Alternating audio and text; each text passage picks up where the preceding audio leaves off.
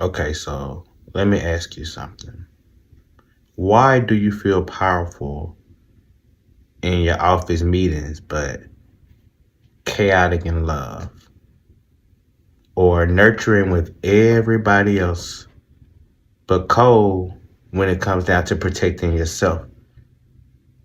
Why does one side of you know how to command a room and the other side still craves validation like a teenager? See, most people aren't unstable, they're unbalanced. You're not too much. You're just leaning too hard to one side of your throne. Tonight, we're talking about divine duality, your inner king and queen, and we'll be discussing why your life shifts the moment that you stop competing with your inner masculine and feminine and start allowing them to rule things together. All right, lock in. It's gonna get real interesting tonight, okay? But you already know what time it is. Time to get isolated with your boy, Maxie Hart, as I tap into your energy and raise it up just a little bit. If you're part of the fam, then you already know the vibes. But if you're new here, welcome. I'm your holistic homie, your cosmic cousin, here to pull up your frequencies. It is Tarot Temptation Tuesday, and we're going to keep it soulful, sacred, and just a little bit sexy. All right, so let's get into this conversation. Tonight, we will be discussing the psychology of Carl Jung as he discussed the anima and animus, which is the inner feminine and masculine energies inside of every person. So tonight, we're not specifically talking about gender, but we'll be focusing on energy, okay? So the queen energy within you is intuitive, is magnetic, is embodied. The king energy within you is structured, directional, and decisive. So what's the problem? Most of us were raised to overdevelop one and suppress the other. So let's say you grew up needing to survive. Your king probably took over early in life. Logic, control, telling yourself things like you shouldn't cry, you shouldn't show weakness, you shouldn't fold. If you grew up needing to be liked or emotionally attuned, then your queen probably became more hyperactive, being overly empathetic, warm, and overgiver. But there's a twist to this. When one energy dominates, it mutates. Again, when one energy dominates, it mutates. The queen without the king becomes chaotic, reactive, attention-seeking, drained. But the king without the queen can become cold, detached, hypercritical, emotionally unavailable. So divine duality is not about 50-50. It's about fluid leadership, knowing when to tap into what sides of yourself. Sometimes the queen leads with warmth and creativity. Sometimes the king steps in and enforces boundaries and clarity. But at the end of the day, they still trust each other. They still work together.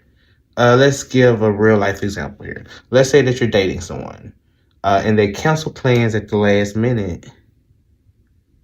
Your wounded queen will be like, do they still like me, or did I do something wrong?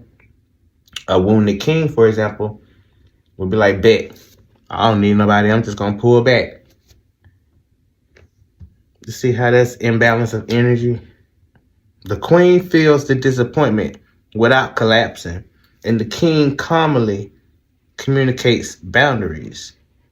That's how you reign with sovereignty.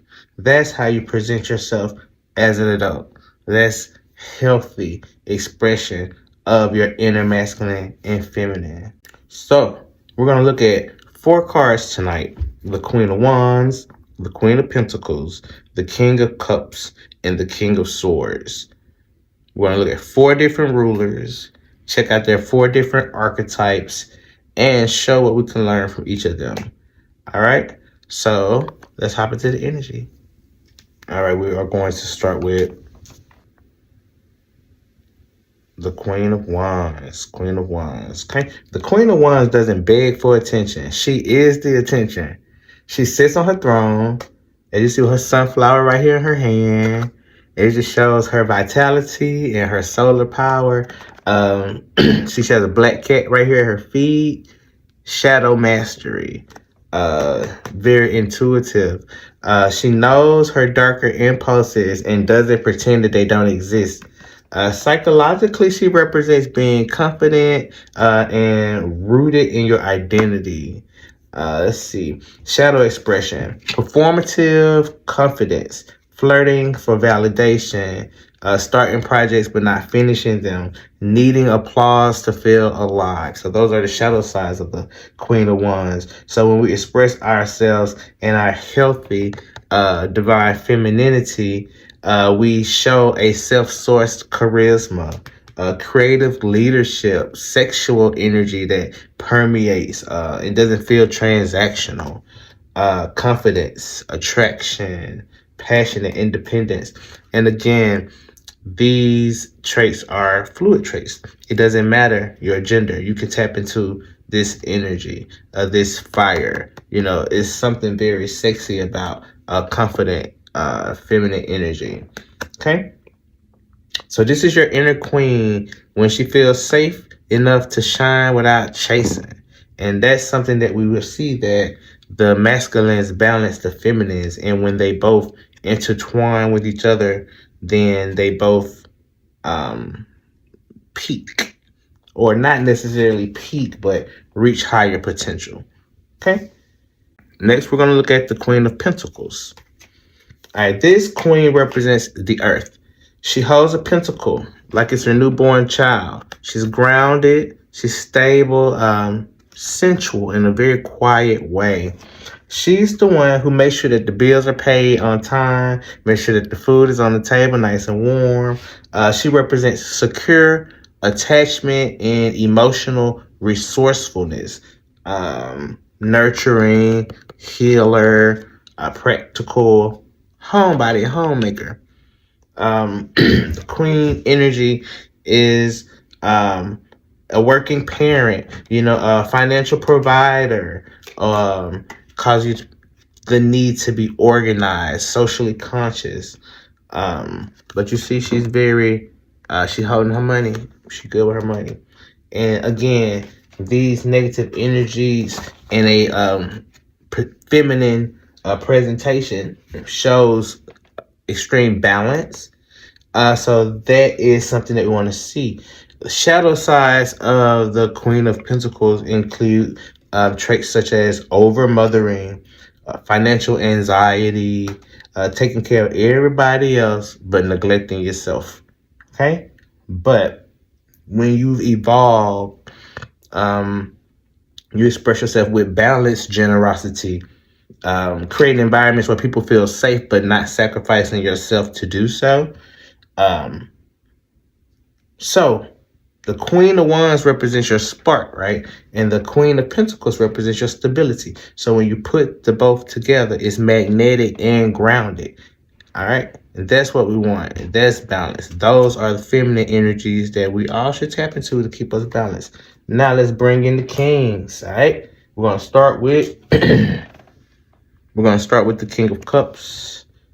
You see this man sitting on his throne, sitting calmly above the turbulent waters. And the water is choppy. You see, it's a little, if you can see this, I'm sorry. The water is a little choppy and chaotic. But he's not.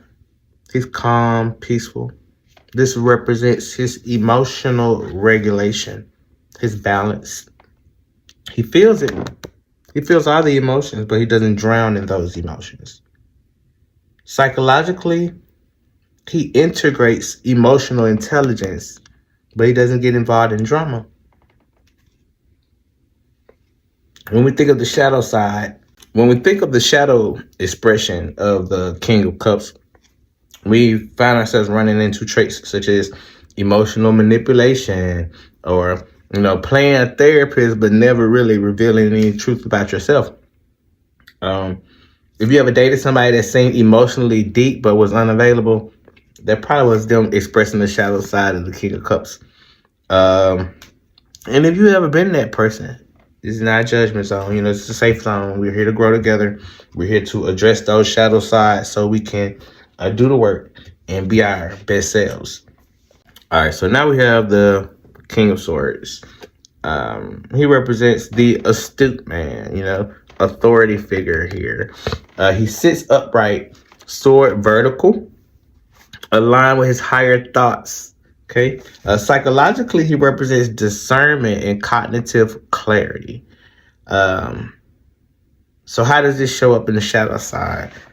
Criticism, emotional detachment, weaponizing wounds, using words against people in a negative way, always needing to be right. And we can check this in ourselves and balance this King of Swords energy. How does it show up in an evolved expression? Clear communication, assertive direction, strategic thinking, saying the hard things, but saying them in the proper ways that don't come off cruel. When you balance your King of Swords with your King of Cups, it allows you to not just feel deeply, but also articulate yourself wisely to get your points across without any noise or interruptions or interference. So, this is where it's going to get a little juicy. So most people either have a dominant queen or maybe an undeveloped king or vice versa. You might be a fire queen and a cold-sworded king, or a nurturing earth queen and a avoidant water king, or an emotional king and an insecure flame queen. When the energies don't collaborate, your relationships turn into battlefields. Your king sets rules and your queen resents. Your queen makes promises that your king can't maintain. Divine duality is when your queen of wands says, I deserve that. And your king of swords say, here's how we're going to get it. Your queen of pentacles says, I think it's time we build something stable. And your king of cups says, and we're protected emotionally. That's synergy. That's adulting. That's allowing both energies to work together, to co-create, to coexist. That's power. It's not chaos. So I want you to ask yourself these 3 questions. Question number 1. When I feel rejected, which archetype reacts first? My wounded king or my wounded queen?